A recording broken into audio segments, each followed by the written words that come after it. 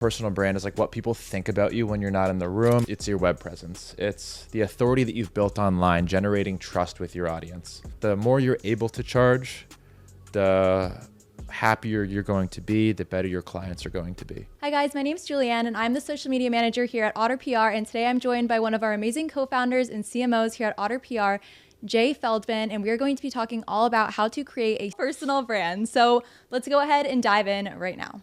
Cool, thanks for having me. Let's do it. I love personal branding. So can you kind of just give us a rundown for people that might not know what a personal brand is?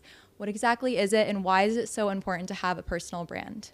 I actually Googled definitions for this right before. The BS answer is that personal brand is like what people think about you when you're not in the room. It's your values. It's what comes to mind when people are talking about you, or they see you on social media, or they see you out and about.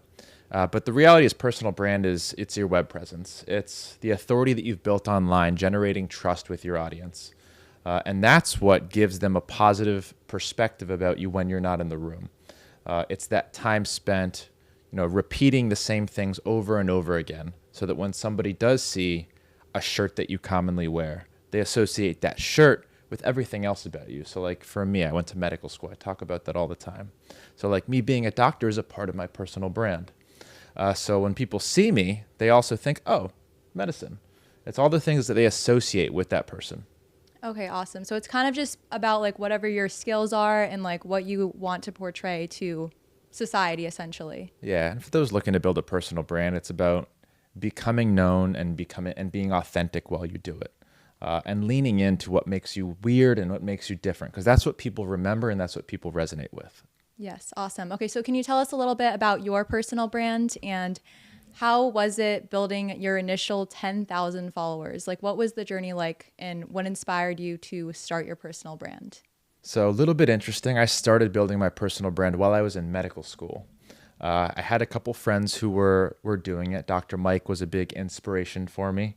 He was like the pioneer of medical students who were documenting their journey and building followers throughout that process. So my second year of medical school, I started to do the same. On Instagram specifically, I was talking about what we were learning in school. I was showing behind the scenes video of what medical school was like. And I actually gained a lot of followers really quickly, which is not what people should expect when they're building a personal brand. But it was early on in Instagram. I had a cool little gimmick, which was medicine, and I was showing some really cool behind the scenes stuff. So I actually gained my first 10,000 followers within like a month. And then grew to like 100,000 within 6 months. So it was a pretty exponential journey. And within like a year, every medical student knew who I was. But that's definitely not the typical journey. And building my personal brand the second time around was much different. All right, so you've got a couple of accounts. You've got Lead Gen, you've got Dr. Jay Feldman, you've got your Mentors Collective podcast. So having amassed probably over 1 million views across all of these platforms, what would you say makes up a powerful personal branding strategy? That's funny. We hit 1 million views in the last month alone. So it's gotten pretty crazy and it's pretty exciting. All you need is a couple videos to go viral. Million's really not that much anymore. Now, in terms of strategy, you mentioned that I have 2 channels. Like, one piece of advice I'd like to give is the identity crisis that a lot of creators go through, which is most people are multifaceted. They are passionate about multiple things, but that isn't really fitting for growing on social media, because the algorithms only want to show you talking about the same thing over and over again to a specific audience that's only interested in that thing. So people really do hit a crossroads there, and I did as well. I had my medical channel that was kind of how I amassed my following the first time. Everyone was following me. They were interested to hear about medical school and medical content. So when I stopped practicing medicine and started marketing full time, I started to post my marketing content on that medical channel, and no one gave a shit. It didn't work at all. So after talking to several really high-level creative guys who are like, the algorithm's just going to punish you over and over again. You need to create a separate channel. So I started all over again as Lead Gen and Lead Gen J on YouTube from literally 0 followers, and developed an entirely new kind of social media / personal branding strategy to grow on that new channel. The first tip that I implemented and was very successful was giving myself a name people can remember and associate with the thing that they're interested in, which is lead gen marketing.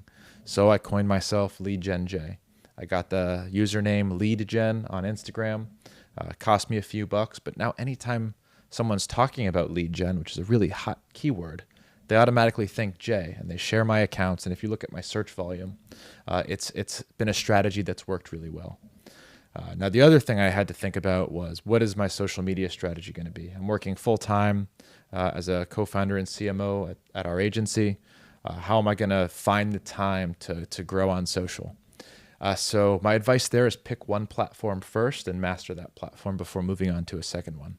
And when I say master, I mean like a full year dedicated onto just crushing that one platform, whether that's going to be Instagram or TikTok or YouTube. And we can go into the different platforms and which ones to choose. But that would be my advice for the creator who's starting out.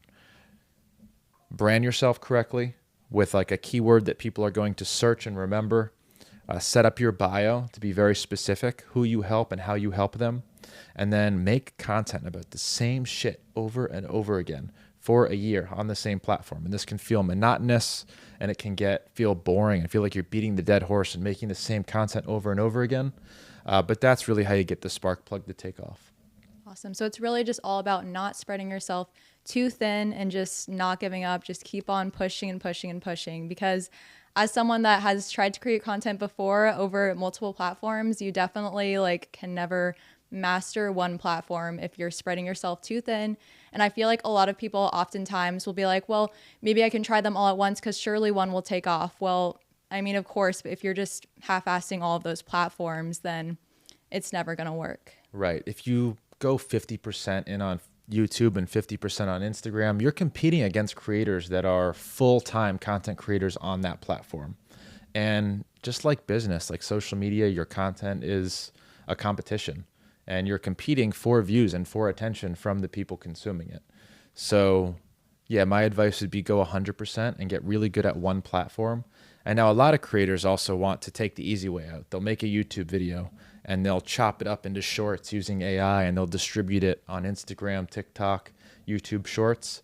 That's fine when you're just getting started, but just don't expect to do well on those other platforms. Your YouTube video might do well, but the shorts that you cut out from it, because it's not contextualized for Instagram or for TikTok, aren't going to have a very good chance of performing. And if you post bad content for a year, it's going to be really hard for your account to finally take off, because people are going to expect bad content. The algorithm is going to expect bad content. Awesome. Okay, so whenever it comes to creating content, what has been the most pivotal moment for you in your journey? Like, when were you like, okay, this is the personal brand that I want to follow? Because as you said, you were doing Dr. J Feldman before, and now you're kind of more focused into Lead Gen J. What was like the moment where you were like, this is what I want to pursue? And how would you, what advice would you give to someone that's kind of like debating on what niche they should do and how they should choose their platforms and what their strategy should be? So I had that moment early on, like the aha, content is key. This is going to unlock so many doors for me. That was when I just started my medical channel. I mean, it popped off so fast, and all these companies were reaching out to work with me. All these big influencers were working out. I had publicists reaching out to work with me. And I was like, oh my God, like I only just started this. Like there's so much opportunity here. And then in business, same thing.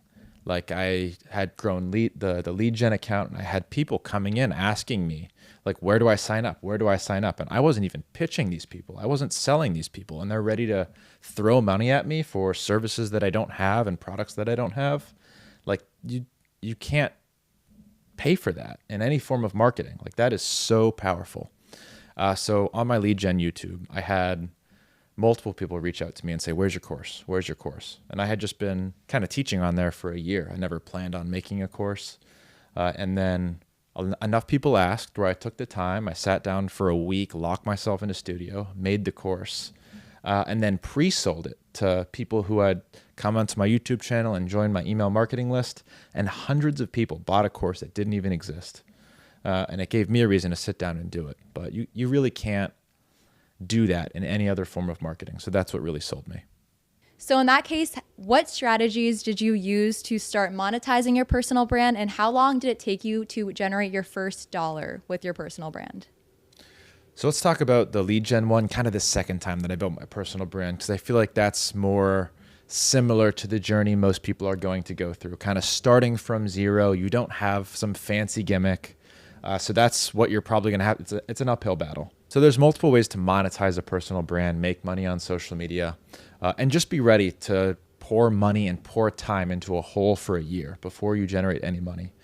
Making money from the social media should not be the primary objective, because if it is, you're going to be very upset after 6 months of like paying an editor and spending your weekends filming content and nobody's watching, nobody's buying your stuff. So once you make it through that hump and you start to have some traction, now there's different ways to monetize your account. But monetization needs to be a thought way down the road after you have an audience, not as you're building an audience. But once you have an audience, YouTube's the best platform for ad revenue. They pay creators a very fair share. So if you're trying to choose a platform based on ad revenue, YouTube. But that's not where I make the majority of my money from social media and from my personal brand. A lot of it's through affiliate partnerships and brand partnerships. So I teach marketing on my YouTube channel, and there's a lot of marketing tools that I use in my own business.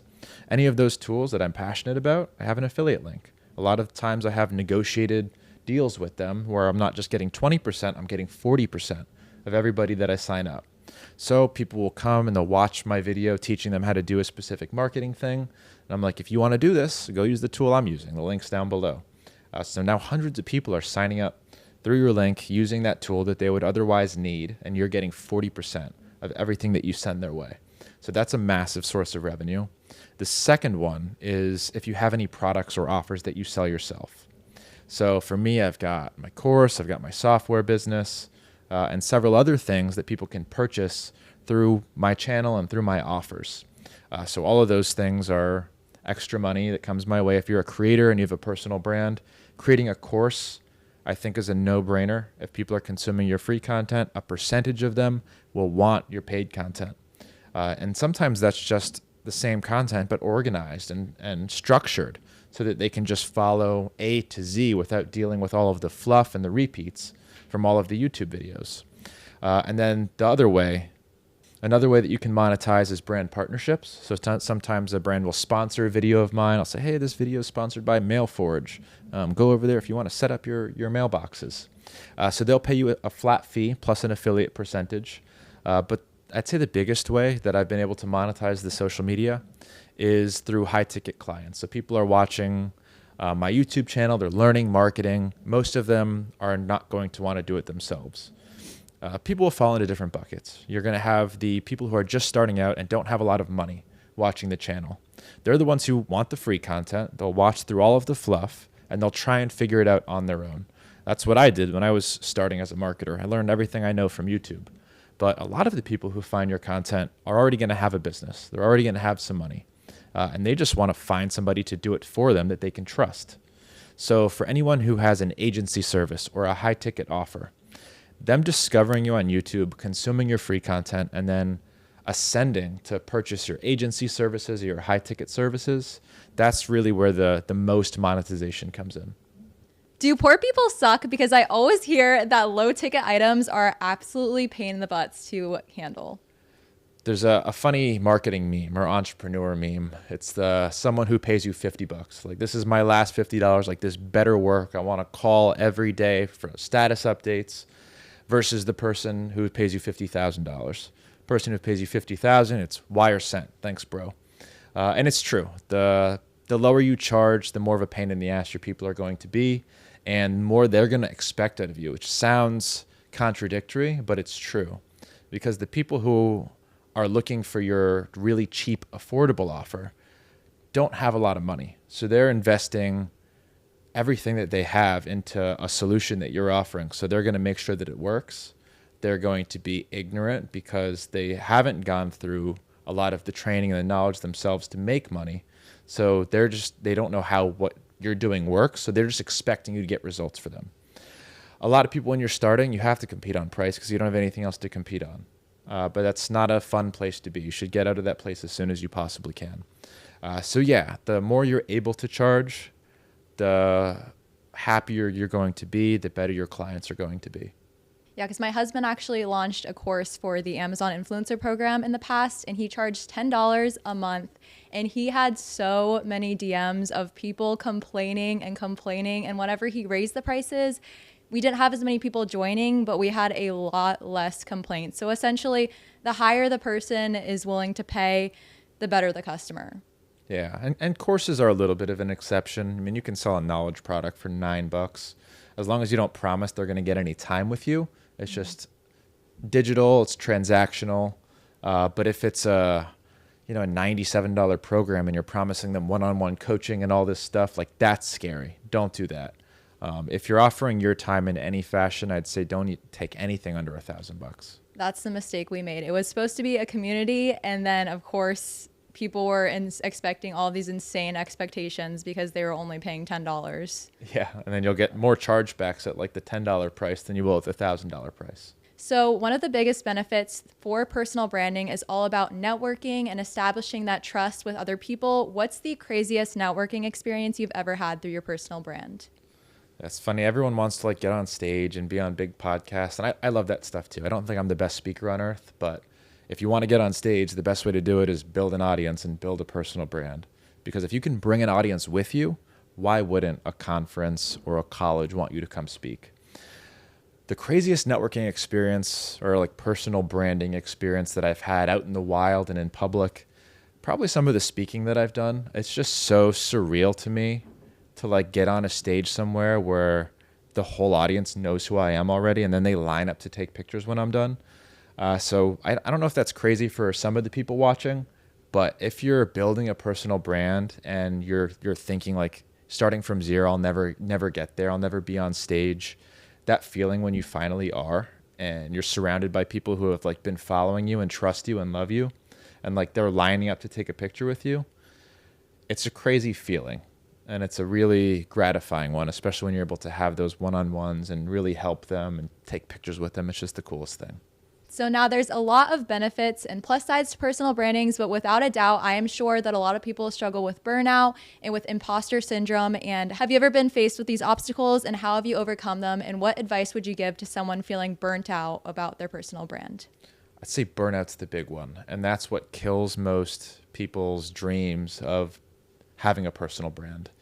You can only fail if you stop. People usually quit after like that 3-month mark when nobody's watching, their content sucks, and it starts to feel embarrassing. You're sitting there week after week making content. Nobody's watching, but the people that you know that are close to you in real life are watching you put out these videos with 9 views on it. And they're like, what is this guy doing? What is this joker doing? So I'd say that's where like 95% of people fall off. And I know a lot of them personally, and it's tough. And some people do it a whole year and they're still talking to nobody. But if that same person persists for another 4 years and they get better, I mean, it's one thing to keep making video after video and it all sucks, but that's hard to do. I mean, if you're making videos every week, you will be getting better. You will be improving you're going to figure out the quality of the content, figure out what messages are resonating. But burnout is real, especially when you're working a full-time job and trying to do this on the side. It's really hard, especially if you don't have a lot of money and you're doing it yourself. If you don't have a lot of money and you're doing it yourself, you're doing it on weekends and you're editing and posting all your own content, which is really hard to do. I've been fortunate where I've been able to allocate some of my money from my outside jobs into my team. So when I still do all my ideation, I do all my scripting, I do all the recording all on my own, but then I upload it and my editing team takes over from there. My graphic designer makes the thumbnail. I've got a social media manager that helps post the shorts. So if you're suffering from burnout, it's perfectly normal. You'd be crazy not to be suffering from a little burnout. Your goal is to get to a point where your social media is making enough money to reinvest back into your personal brand. So if you can make $1,000 a month from your social media, which isn't that hard to do, reach out to some brands, do some collaborations, hire an editor, and that's going to cut your workload in half. After that, hire a social media manager to post, reply to comments. That'll cut your work in half again. And then you'll figure out how to get better, make things quicker, script faster, shoot faster. And there's a lot of cool tools and tricks that'll help you do it. But burnout is real. It's normal to feel it. Just make it past that first 6-month mark until you can make a few bucks to hire the team. And then it's worth it. All right. If you had to build your personal brand all over again from scratch, what would you do differently this time? All right, so if I'm starting from zero or I'm telling someone who's starting from zero what to do, here's what I would do. Pick a channel. I would pick YouTube. The reason I would pick YouTube is because it's the highest barrier to entry. Most people don't want to make long form content. So there's less creators on there that you're competing against. It also pays the best. So if you're doing what I said earlier, which is try and get to $1,000 a month, bring on some teammates to help, the fastest way to make money on social media is YouTube. Now, in addition to picking the channel, I would also pick a niche. Figure out something that is not oversaturated, that you're seriously passionate about. So when I started my channel, it was cold email. It's a very specific subset of marketing that wasn't oversaturated, that I knew a lot about, and I was able to generate traction pretty quickly because of how niche it was. So the niche is also going to determine how much money you can make. Having a niche in marketing is a really high, I'm helping other people make money. So of course I'm going to make more money. If you're talking about Batman figurines, you're not going to be able to make as much money because there's not money there. You're not helping people generate revenue. There's probably nobody running ads on your Batman figurine videos because I don't want to target your audience. So those things are definitely something to consider. Pick a platform, YouTube. Pick a niche, ideally one that makes you money. Make at least one video every single week and consume as many courses and books on content creation, script writing, and YouTube strategy as you possibly can. I've probably done 20 courses/books, and each time I take away something important that's helped me grow and become a better creator. So to close out, say someone is interested in starting a personal brand. Are there any courses then that you can recommend for someone that might be looking into that? One of my favorite courses that I've taken specifically for YouTube strategy was one from Meet Kevin. He was one of my favorite YouTubers. If you Google Meet Kevin, you'll see his channel. You'll be able to see all his courses. Really enjoyed that one. For learning how to create good content, what equipment to use, how to configure it, how to set up your studio. This is where a lot of creators get held up. On-Screen Authority by Jason Belisha is one that I did recently. Absolute wizard. There's no course on the market that is as in-depth and nuanced as his course. And then Sean Cannell. Also, I think what is this thing? Think Media. Think Media. So Think Media has a great channel. He also has a book that I really liked. It's a little bit basic, but if you're just starting, you need basic. You don't want to overwhelm yourself with advanced equipment and stuff right away. So that's a great place to start. Awesome. Okay. And then also, I feel like another important factor in there is, as you said, basic. Even if someone is recording just on their iPhone, I feel like people often overthink it people often overthink it and they're like, I have to get all of the gear, all of the equipment before I can start. But it's like you said earlier, it's all just about starting. So sounds like it's just that basic. Yeah. And I'll add to that a little bit. When I first started going all in on my personal brand, I had some money. So I'm like, I'm going to buy all the most advanced stuff. I bought like $10,000 worth of cameras and lenses and mics. And even this mic is pretty hard to use. The more advanced your equipment is, the more hurdles you're going to put in front of you. As a beginning creator, you don't need that stuff. You can get a 7 out of 10 video quality with an iPhone and like a pretty cheap mic. I do recommend the DJI wireless mics. But upgrading your equipment will get you from like a 7 to an 8, not from a 2 to an 8 like most people think. It's more about how to use it than what you use. Setting up the lighting correctly, being in a quiet room. Like those things are way higher impact than what lens you have on your camera. Just that a lot of people get held up with starting. People are really scared to put themselves out there, to release videos, to make content, mostly because they're scared what the people in their like immediate circle are going to say about it. And that's a real fear. And that remains, it gets worse and worse for like 3 to 6 months when nobody's watching. But just know that there's a point and a feeling where you break through that and people start watching and people start noticing. And then all the people around you that have been looking at your videos with 5 views, making fun of you behind your back, they change their tune real quick. But you're going to have to go through that. All of us go through it. It's a normal part of building a personal brand and becoming a creator. And that's why the brave people who are able to make it through it are rewarded heavily at the end. So it is worth it. Do it. Take the first step. Make a video. All you need is a phone. You got this. Awesome. Well, thanks for being with us today, Jay. And I hope this was helpful. And if you haven't launched your personal brand yet, what are you doing? All right. Thanks for watching this video on personal branding. If you love this one, click like and subscribe, and I'll see you in the next video.